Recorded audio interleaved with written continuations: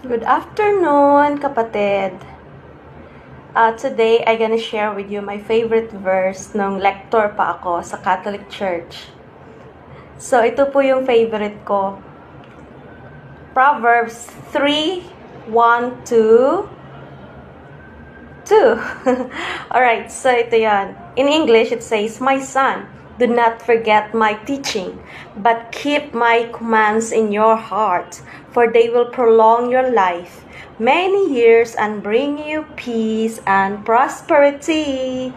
So yun po, favorite ko yan. Sa Tagalog naman, "Anak ko, ang aral ko ay huwag mong lilimutin. Lahat ng aking utos sa isipan mo'y itanim, upang araw mo'y tumagal, humaba ang iyong buhay at maging masagana sa lahat ng kailangan." So yun po, I'm so blessed with this word.